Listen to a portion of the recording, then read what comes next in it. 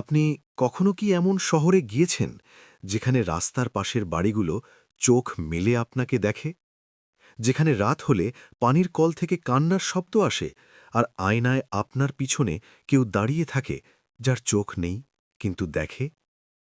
আজকের গল্পটা শুধু গল্প না, এটা একটা সত্যি ঘটনা, যে ঘটনা আজও সেই ভূতের শহরে ঘটে চলেছে। তাই লাইট জ্বালান, দরজা বন্ধ করুন, আর কখনো একা শুনবেন না। ভূতের শহর। বর্ষা শেষ হয়ে গেছে, কিন্তু মাটি এখনো ভিজে, পা ফেললে যেন কেউ নিচ থেকে টান দেয়। এই অনুভূতিটা রফিকের প্রথম দিন থেকেই হচ্ছিল, যেদিন সে ট্রেনে চড়ে নীলফামারী জেলার সবথেকে নোংরা, সবথেকে উপেক্ষিত স্টেশন চাঁদপুর হাটে নামল। স্টেশনের বোর্ডে লেখা চাঁদপুর, টা ঝাপসা, যেন কেউ জিভ দিয়ে চাটছে।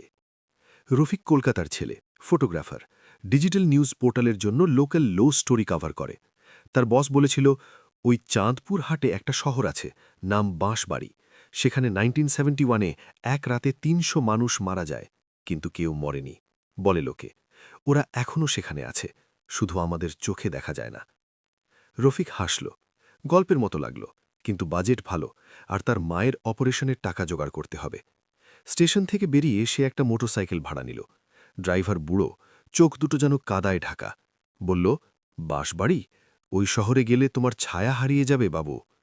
রফিক হাসল আবার। ছায়া হারালে কি হবে? ফটো তো আমি আলো দিয়ে তুলি। বুড়ো কিছু বলল না, শুধু মাথা নাড়ল। মোটরসাইকেল চালাল। পথে দুপাশে ধানক্ষেত, কিন্তু ধানগুলো সব মুড়ে গেছে, যেন কেউ তাদের মাথা নিচু করে দিয়েছে। আকাশে মেঘ নেই, কিন্তু আলো নেই, যেন কোনো অদৃশ্য কাপড় দিয়ে সূর্য ঢাকা। ৪৫ মিনিট পর ড্রাইভার থামল। এইখানেই। সামনে একটা তোরণ, লোহার, মরিচে পড়ে গেছে। উপরে লেখা বাঁশবাড়ি, স্বাগতম। কিন্তু স্বাগতম শব্দটার মটা খসে পড়ে গেছে, শুধু আছে স্বাগত। রফিক নামল। ড্রাইভার ফিরে গেল, একবারও পিছন ফিরল না। শহরটা ছোট, মাত্র ৩টে রাস্তা। দোকানগুলো খোলা, কিন্তু কোনো মানুষ নেই। দোকানের ভেতর থেকে রেডিও বাজছে, আজকের তারিখ 14 এপ্রিল 1971। রফিক থমকে দাঁড়াল। 1971? সে রেডিওর দিকে এগোল। দোকানের ভেতর একটা চেয়ারে বসে আছে এক মহিলা, সাদা শাড়ি, চুল খোলা, হাতে পানের বাটা, কিন্তু তার মুখটা যেন ধোঁয়ায় ঢাকা। রফিক ক্যামেরা তুলল, শাটার শব্দ হল।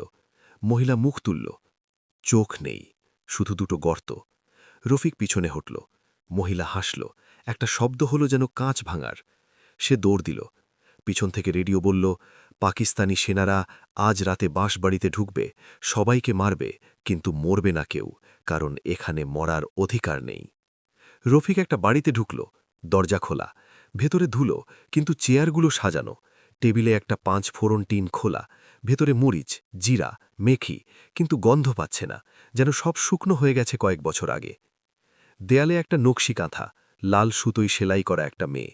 মেয়েটার চোখ দুটো কালো সুতোয় বোনা, কিন্তু রফিকের মনে হল সে চোখ ঘুরিয়ে তাকাচ্ছে। সে ক্যামেরা তুলল, ফ্ল্যাশ জ্বলল। কাঁথার মেয়েটা হাসল। রফিক চিৎকার করে উঠল। ঘরের কোণে একটা শিশু, হাড় চামড়া, চোখ দুটো ফাঁকা, গলায় দড়ির দাগ, বলল, তুমি আমার ছায়া নিয়েছ? রফিক দেখল তার পা থেকে ছায়া নেই। সে বাইরে ছুটল।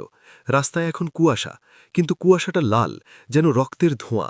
দূরে একটা মসজিদের মিনার থেকে আজান শোনা যাচ্ছে, কিন্তু আজানের শব্দগুলো উল্টো। আল্লাহু আকবার, কি রাবাকা হুল্লা। রফিক বুঝল এ শহরের সময় থেমে গেছে। 14 এপ্রিল 1971। সেদিন রাতে পাকিস্তানি সেনারা এসেছিল, গুলি করেছিল, কিন্তু কেউ মরেনি, কারণ শহরটা আগে থেকেই ভূতের ছিল। এখানে মরার অধিকার নেই, শুধু জীবিত কবরে পৌঁছতে হয়। সে একটা বাড়ির ছাদে উঠল, দেখল শহরের মাঝখানে একটা পুরনো পুকুর, পানি কালো।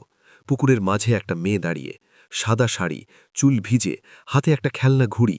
মেয়েটা তাকালো, বলল, তুমি আমার নাম জানো? রফিক কাঁপছিল। না। আমার নাম তানিয়া। আমি ৮ বছরের। ওই রাতে আমার মা আমাকে পুকুরে ফেলে দিয়েছিল, যাতে সেনারা ধরতে না পারে, কিন্তু পানি আমাকে মারেনি, পানি আমাকে রাখল। তানিয়া হাসল, তার মুখ থেকে পানি বেরোচ্ছে, কিন্তু পানি লাল।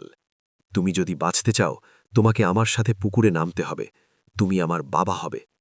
রফিক পালালো, কিন্তু রাস্তা পাল্টে যাচ্ছে, একই বাড়ি বারবার আসছে। দেয়ালে লেখা তুমি আমাদের, কিন্তু লেখাটা তার নিজের হাতের লেখা। সে ক্যামেরার মেমোরি চেক করল, সব ফুটোতে সে নিজে, কিন্তু পিছনে সব সময় একই মুখ। তানিয়া, বুড়ো ড্রাইভার, চোখহীন মহিলা, আর একটা লম্বা মানুষ যার হাত পায়ের চেয়ে লম্বা, আর মুখে কোনো মুখ নেই, শুধু একটা ফাঁকা মুখোশ। সে বুঝল সে আসলে 1971-এর এক সেনা, যে তানিয়াকে মেরেছিল কিন্তু মারেনি, পুকুরে ফেলে দিয়েছিল। আর সেই পাপের জন্য সে প্রতি বছর ফিরে আসে, ভুলে যায়, আবার শুরু করে। পুকুরের কিনারে সে দাঁড়াল। তানিয়া হাত বাড়াল। এসো বাবা, আমরা একসাথে থাকব। রফিক কাঁদছিল। আমি তোমাকে মেরেছি। না, তানিয়া বলল, তুমি আমাকে বাঁচিয়েছিলে, কারণ মরা মানুষ ফিরে আসে না, কিন্তু ভূত হয়ে যায়, আর ভূতেদের শহরে সবাই চিরকাল জীবিত। রফিক পুকুরে ঝাঁপ দিল, পানি তাকে গিলে খেল।